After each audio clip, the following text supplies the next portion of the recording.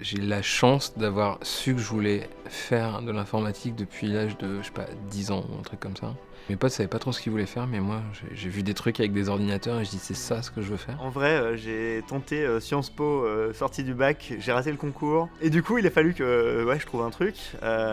J'aimais bien bidouiller les ordis, tout ça, j'étais un peu geek. J'avais jamais écrit une seule ligne de code avant de commencer le DUT. J'ai eu des profs hyper inspirants qui m'ont appris l'algorithmie. Ça m'a plu. C'était pas non plus une vocation, je me suis pas dit waouh, trop bien, je veux absolument être chercheuse en informatique. Je savais même pas que ça existait en fait. Le sujet de ma thèse, c'était de faire des économies d'énergie dans les data centers. Ça a duré 3 ans, c'était génial. La tech, c'est facile. Mon père, je sais rien de mon père. Globalement, est dedans depuis tout petit. Bébé, j'étais déjà sur ses genoux à regarder faire de l'Amiga et puis il était développeur de métier. Je me suis jamais vraiment posé la question en fait, ça a toujours été moi c'est la tech. Depuis que je suis petit, que je traîne dans mes ordinateurs, dans mes jeux vidéo.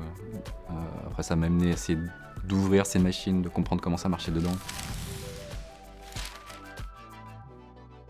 J'ai postulé chez Batch au poste de back-end développeur.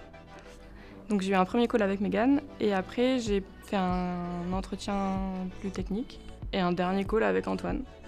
En gros, j'ai postulé un vendredi soir, enfin un vendredi après-midi quoi. Et 10 jours plus tard, j'avais l'offre.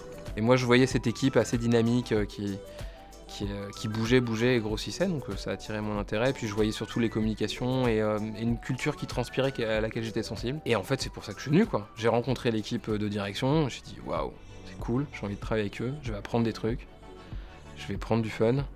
Et puis je vois des gens qui ont une grosse motivation. Au niveau de l'architecture plus technique, là vraiment, les technologies qui sont utilisées et les compétences des personnes, j'ai vu qu'ils travaillaient dessus, j'ai tout de suite compris qu'ils étaient très bons dans ce qu'ils faisaient, qu'ils comprenaient bien le business, qu'ils comprenaient bien toute l'orchestration de tout ce qui fait fonctionner Batch aujourd'hui. Et donc que j'allais rejoindre une équipe de gens compétents qui allaient pouvoir m'apprendre plein de choses, plus que l'inverse finalement. Ce qui est spécifique à Batch et ce qui m'a attiré, c'est le fait que y a des challenges énormes sur la quantité de données et la charge qu'il faut tenir. L'infra, le back-end de Batch, tout ça, ça doit scaler quoi. Et c'est ça qui est hyper intéressant, d'avoir des challenges de scale. Notre ennemi principal aujourd'hui, c'est ce qu'on appelle le drift, c'est-à-dire le moment entre lequel un client nous dit « faut que tu envoies ce push-là » et le moment où le push il part sur le téléphone, il soit le plus faible possible. Voilà. Et du coup, le jour des élections, quand on a vu que globalement on n'avait jamais eu de drift, c'est-à-dire on n'a pas pris de retard par rapport au nominal, on est... En vrai, c'est assez cool, c'est de la fierté. La partie que je préfère, c'est bosser avec le product, très proche des PM que je connais depuis longtemps. Du coup, être reconnu en tant que SDK très présent et de bonne qualité dans les apps, c'était quand même, ça fait quand même sacrément plaisir. Avec le paroxysme qui est avoir le logo Batch à la Google I.O. qui est la conférence développeur Google, ça fait du bien d'être reconnu et c'est vraiment pour toute l'équipe, je pense que c'est on a bien travaillé.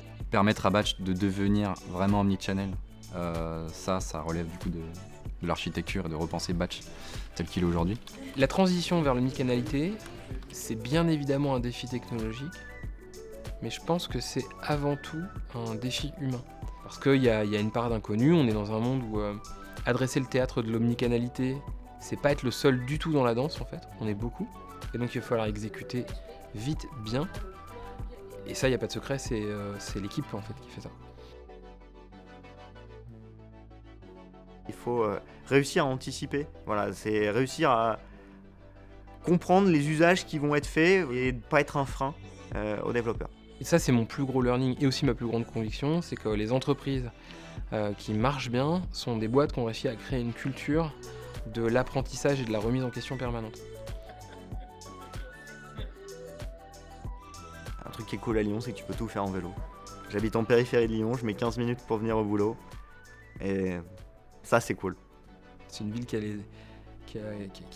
une effervescence culturelle suffisamment forte sans pour autant avoir le gigantisme parisien, quoi. On mange bien, on boit bien en Rhône-Alpes.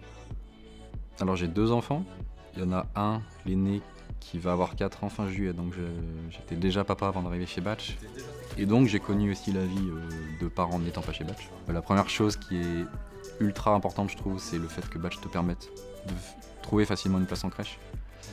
Ça t'enlève un gros poids au-dessus de la tête.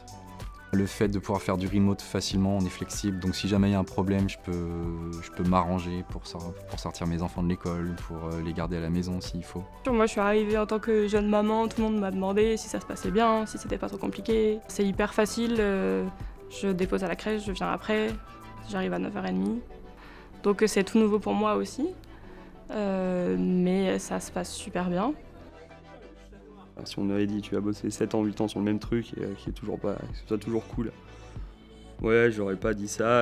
À l'époque, quand Batch a commencé, j'aurais pas dit qu'on allait grossir comme ça. Et encore, c'est pas fini. Au niveau de l'architecture vraiment technique de Batch, il y a plein de défis à relever, il y a plein de choses à construire. Au niveau organisationnel, process, il y a plein de choses à faire aussi. Donc que ce soit pour faire de la gestion de projet, du management ou vraiment du dev pur, c'est le moment, je pense, de voir comment on fonctionne aujourd'hui, de construire plein de choses pour le Batch du futur, quoi.